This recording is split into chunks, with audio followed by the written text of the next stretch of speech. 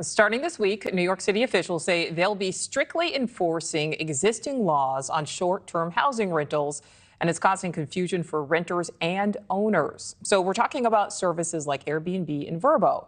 The city's rules prohibit renting entire apartments or homes for less than 30 days unless the host lives in that rental. But for years, thousands of rentals have failed to abide by these laws, and now hosts will have to register with the cities if they want to rent their places short term. So companies like Airbnb will also be required to verify hosts are registered before they allow the listings on their websites. So with the city finally cracking down, many renters are wondering what this means for bookings that actually violate the law. So joining me now is Airbnb host Jason Mondesir-Caesar.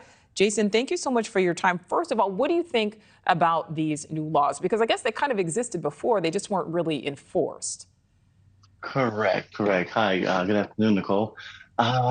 So yes, these laws existed in several different pieces, and they've all been put together in this legislation in order to address problems that we have in New York City with affordable housing. But in my personal opinion, they go too far in how far they reach.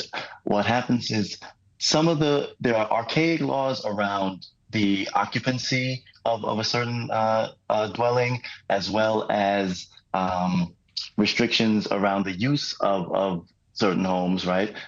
Where they've combined them in this new law just to explicitly state that no one without registration should be able to host short-term outside of hotels and classified as Class B dwellings. So, yeah, it's what do I think about it? I'm not thrilled. I'm not thrilled. Well, Jason, we know that housing in New York City specifically, even in the outlying boroughs, can be unique, to say the least. It can certainly be extremely expensive. Are these new laws, or these, I guess, the compilation of them in one law and being enforced, will this impact you directly? So yes, it will impact me directly. I am an owner of a two-family brownstone in Stuyvesant Heights, Brooklyn, and I have been hosting a short-term rental on the Airbnb platform since September of 2015, when family members who co-own this home with me moved. One family member moved to Turks and Caicos. I'm jealous. And another member moved to the Poconos. So I was left at that time by myself with the full responsibility of the mortgage. And I turned to short-term rental in order to help me make ends meet. In between that then and now, I have been hosting. So the way that my house is set up is it's two-family. It's a duplex unit that I live in, and then on the top floor there's a two-bedroom flat. So I have historically been hosting out of my own unit, so one level of my two-bedroom. Of my duplex, and have a long-term tenant, a New York City resident, on the flat on Jason, the top floor. I'm running out of time a little bit here. I want to make sure. Sure. Do you see why? We certainly know why people aren't happy with these new laws, but do you see why proponents of them say, they are kind of needed because some people do abuse this?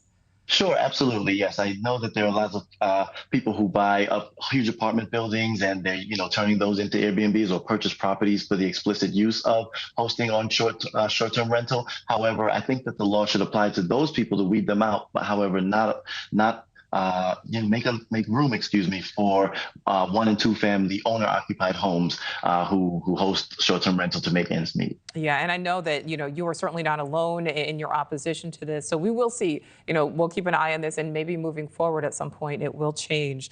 Jason Mondesir-Caesar, thank you so much for your time. We appreciate it. Thank you, Nichole. Thank you for watching. Go to newsnationnow.com to find News Nation on your television provider. And don't forget to click the red subscribe button below to get more of News Nation's fact-driven, unbiased coverage.